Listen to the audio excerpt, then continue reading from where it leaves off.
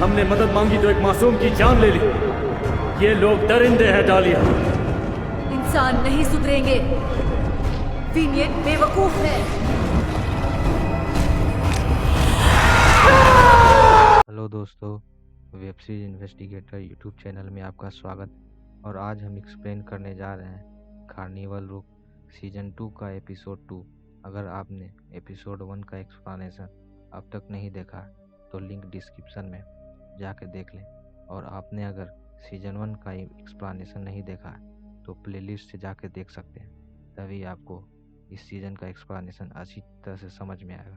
तो चलिए शुरू करते हैं। एपिसोड 2 के स्टार्टिंग सीन में दिखाया जाता है कि पैक्ट के हवाई जहाज की धमकी के बाद एग्रियस अपना शिप के साथ उन्हें फॉलो कर रहा है। थोड़ी देर बाद एक स्टाफ एग्रियस को आके बताता है कि वो रगूसा नाम की एक जगह पर पहुंचने वाले हैं। एग्रियस इमोजिन को दिलासा देता है कि रगूसा में उसके पहचान के लोग हैं जो पैसे लेके उनकी मदद करने को तैयार हो जाएंगे। इसके बाद एग्रियस इमोजिन और अपने कैप्टन के साथ किनारे बंदरगाह पे जाता है। तब वो देखता है कि वो बंदरगाह तबाह हो गया है और कुछ सैनिक उस बंदरगाह पे तैनात हैं। इसके बाद उस सभी को वहाँ के सैनिक पकड़ लेते हैं और एग्रियस के शिप को लूटने लगते हैं। उसी दौरान एक सैनिक अपने सीनियर ऑफिसर को एक लेटर ला के देता है, जिसे पढ़ने के बाद वो सीनियर ऑफिसर इमोजिन को ले जाने का ऑर्डर देता है और एक सिपाही इमोजिन को कहीं ले जाता है। उसी दौरान वो देखती है कि इंसान और फे एक साथ मिलकर खुशी से रह रहे हैं और काम कर रहे हैं। इसके बाद वो इमोजिन को एक घर में लेके जाता है जहाँ एक फ़ौन जो कि एक फे जाति की है खाना बना रही होती है। इमोजिन उस फ़ौन से बात करने लगती है जिसका नाम लियोनोरा है और उससे उस घर के मालिक से मिलना चाहती है, पर लियोनोरा उसे घर के मालिक के बजाय उससे बात करने लगती है। इमोजिन डरी हुई है क्योंकि वो अभी पैक्ट में है। साथ ही साथ वो एक बर्गिस है जो पैक्ट के दुश्मन देश की नागरिक है और उसके साथ एक पक भी है। पर लियोनोरा बताती है कि पैक्ट का शासन लगभग खत्म हो चुका है और अब यहाँ के लोग आज़ाद हैं। लेकिन इमोजिन एग्रियस से मिलने की जिद करती है। यह देख के लियोनोरा भी एग्रियस से अब मिलने की इच्छा जाहिर करती है और किसी को एग्रियस को लाने को भेजती है। सीन शिफ्ट होकर दिखाया जाता है कि फाइलो विनियट से उस सिपाही के मौत के बारे में बात करता है, पर विनियट इस बात से इनकार कर देती है। इसके बाद फाइलो विनियट को बताता है कि आज रात के दावत में जब पैक्ट के एम्बेसडर और सभी वहाँ रहेंगे तो वो सबको सच बता देगा। पर इस बात पर विनियट उसे ये करने से मना करती है, पर फाइलो उसकी बात ना मान के बाहर चला जाता है। वहीं दूसरी तरफ दिखाया जाता है कि बर्ग में पैक्ट के एम्बेसडर आ गए हैं और बर्ग के चांसलर यानी जोना और बाकी लोगों के साथ मीटिंग करता है, जिसमें वो बताता है कि पैक्ट में एक विद्रोह उठा है जिसमें इंसान और फे का ग्रुप मिल के एक न्यू डॉन नाम का एक ग्रुप चला रहा है और पैक्ट पर हमला कर रहे हैं। अगर ऐसा रहा तो न्यू डॉन की नज़र बर्ग पर पड़ सकती है। इसके लिए पैक्ट को बर्गिस हथियार की ज़रूरत है और हमारी इस लेन देन से सभी देश में यह शांति की खबर फैल जाएगी। उसी मीटिंग में मिलवर्दी पैक्ट के एम्बेसडर के सिक्योरिटी ऑफिसर मेजर वीर से मिलता है और उससे बातें करने लगता है। बात करने पर मिलवर्दी को पता चलता है कि पैक्ट को न्यू डॉन को हराने के लिए बर्गिस हथियार की ज़रूरत है और न्यू डॉन के कारण पैक्ट का उद्योग कम हो गया।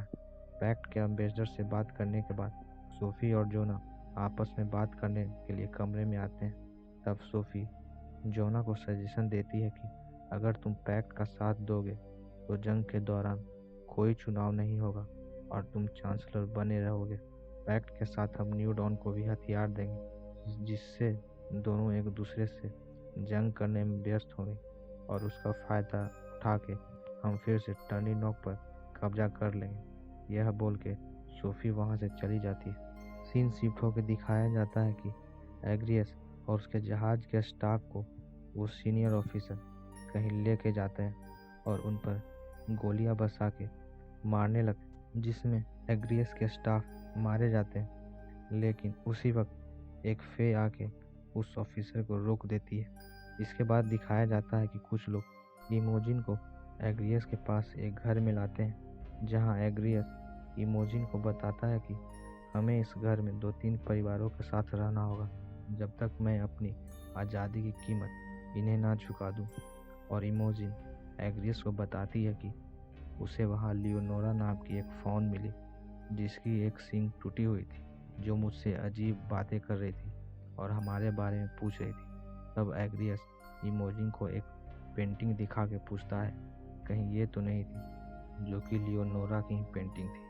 सीन शिफ्ट होकर दिखाया जाता है कि फाइलो अपने घर से जाने के बाद बॉस के यहाँ जाता है और बॉस उसे अपना वादा पूरा कर देता है, जिसमें हम देखते हैं कि बॉस ने फाइलो के दोस्त डैरियस को किसी तरह केज में बंद करके यहाँ ले आया है और वो अभी वेयरवुल्फ बना हुआ है।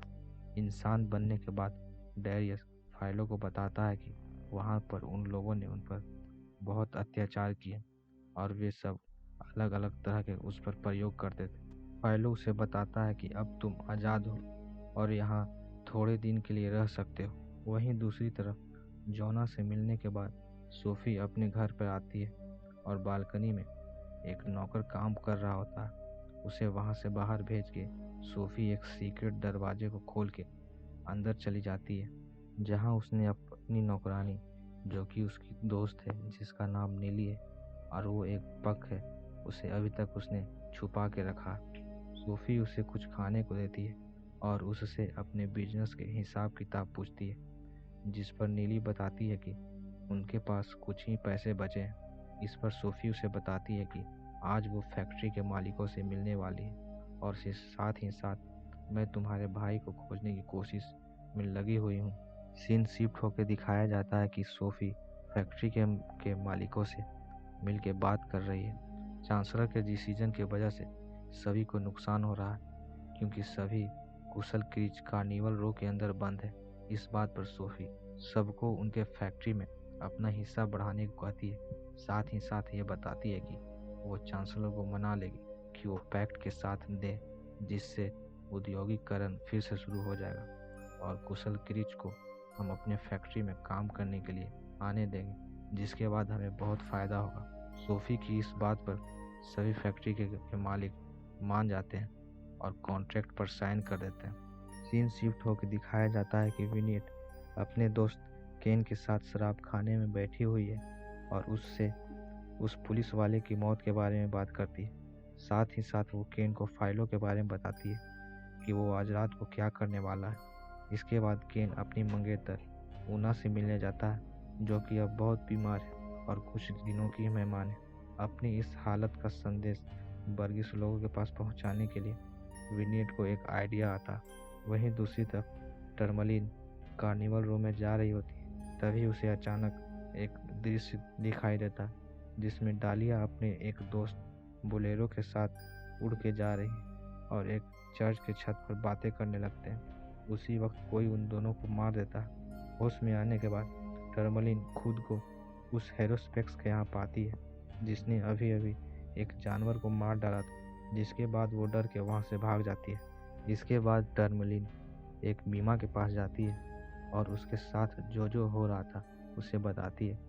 तब वो मीमा उसे चेक करती है और उसे पता चल जाता है कि उस हेरोस्पेक्स ने मरते वक्त टर्मलिन को अपनी पावर दे दी थी, जो कि एक तरह का काला जादू ही है। यह शक्ति एक तरह का श्राप है और इसे अपनाने वाला बुरा बन जाता है। शाम हो जाने के बाद मिलवर्दी फाइलों को अपने साथ उस पार्टी में ले जाता है, जहां चांसलर और पैक्ट के एम्बेसडर थे। साथ ही साथ शहर के कुछ अमीर लोग भी मौजूद थे और एक तरफ विनियट डालिया को अपना प्लान बताती है कि आज दावत के समय वो सभी लोग के सामने ऊना को ले जाएंगे, जिसे देखने के बाद हो सकता है कि चांसलर का मन बदल जाए। इस बात पर डालिया तैयार हो जाती है, पर वो विनियट को साथ ले जाने से मना कर देती है, क्योंकि उसे ऐसा लगता है कि विनियट लीडर बनने की कोशिश कर रही है और डालिया वहाँ खुद जाना चाहती है।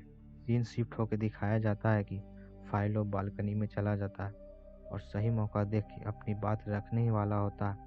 उसी वक्त डालिया अपने ब्लैक रेवन के साथ वहाँ आ जाती है और कुछ लोगों को चाकू के नोक पर रख लेती है और उन सभी के सामने केन अपनी मंगेतर को भी लाता है, जो कि बहुत बीमार है। जिसे देख के सभी लोग अजीब बिहेव करने लगते हैं और डालिया उन्हें अपनी हालत के बारे में बताती है। उसी वक्त सार्जेंट डॉम भी वहाँ आके ऊना को गोली मार देता है, जिसके बाद वहाँ अफरा तफरी मच जाती है। उसी दौरान मिलवर्दी फाइलों को वहाँ से भाग जाने का इशारा करता है, जिसे मेजर वीर देख लेता है।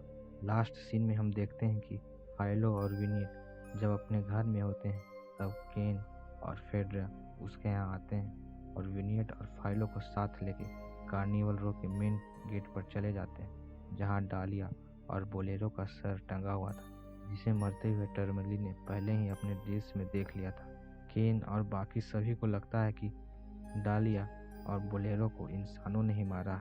इसके बाद यह एपिसोड खत्म हो जाता है। तो दोस्तों, यह था कार्निवल रो सीजन 2 का एपिसोड 2। अगर आप इस चैनल पर नए हैं तो सब्सक्राइब करना ना भूलें, ताकि कोई भी नोटिफिकेशन आपसे मिस ना हो। और अब तक आपने सीजन 1 का एक्सप्लेनेशन नहीं देखा है तो प्लेलिस्ट से जाकर देख लें। सीजन 2 का एपिसोड 1 का एक्सप्लेनेशन डिस्क्रिप्शन में दिया हुआ है, आप जाके देख लें। और आप कौन सी वेब सीरीज का एक्सप्लेनेशन चाहते हैं कमेंट में ज़रूर बताएं। Thank you.